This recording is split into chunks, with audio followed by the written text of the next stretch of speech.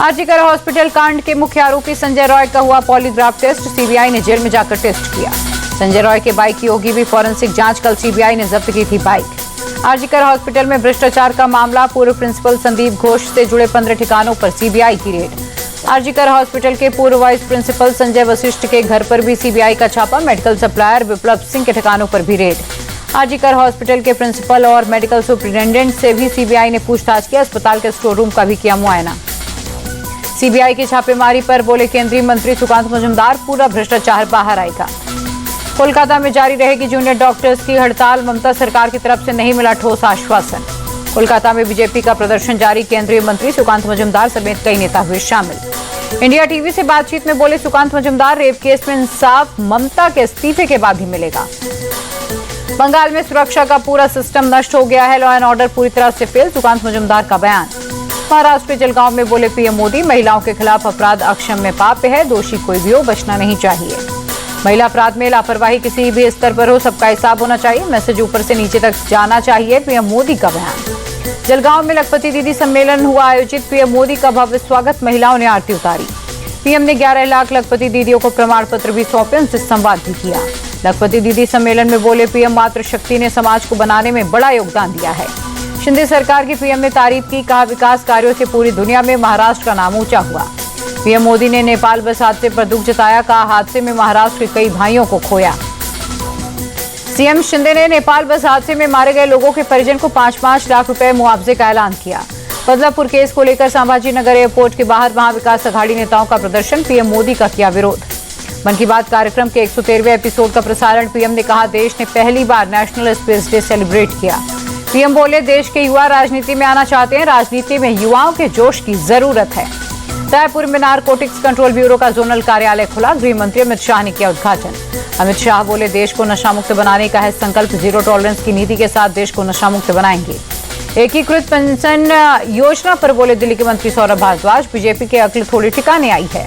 एकीकृत पेंशन योजना पीएम मोदी का ऐतिहासिक कदम है। इससे 23 लाख कर्मचारियों को फायदा मिलेगा। केंद्रीय मंत्री जीतन राम मांझी का बयान। टीएमसी नेता डेरेक ओब्रायन ने वित्त मंत्री सीतारमण को लेकर चिट्ठी। लाइफ इंश्योरेंस और हेल्थ इंश्योरेंस प्रीमियम से जीएसटी हटाने की मांग की। यूपी के पूर्व मंत्री मोहसिन रजा का बड़ा आरोप, कांग्रेस और सपा ने वक्फ संपत्ति का दुरुपयोग किया है। एआईएमआईएम चीफ असदुद्दीन ओवैसी बोले, वक्फ की संपत्ति सरकारी नहीं प्राइवेट प्रॉपर्टी है। केंद्रीय ग्रामीण विकास और कृषि मंत्री शिवराज सिंह चौहान जलगांव में आयोजित लखपति दीदी कार्यक्रम में शामिल हुए। सबको बधाई दी। भोपाल एयरपोर्ट से घर के रास्ते में रेत घाट पर जनता ने शिवराज सिंह का काफिला रोका। कृषि मंत्री ने लोगों के साथ चाय पर चर्चा की। उनके साथ खाना भी खाया। केंद्रीय मंत्री गिरिराज सिंह का सवाल, अगर फारूक अब्दुल्ला पाकिस्तान और उसके आतंकियों के साथ खड़े होंगे तो क्या राहुल गांधी साथ देंगे? पीडीपी चीफ महबूबा मुफ्ती की 2 टूक, अगर कांग्रेस हमारे एजेंडे के साथ है तो हम समर्थन करेंगे। अनुच्छेद 370 हटाने से जम्मू कश्मीर में समस्याएं बढ़ी हैं। महबूबा मुफ्ती का बयान।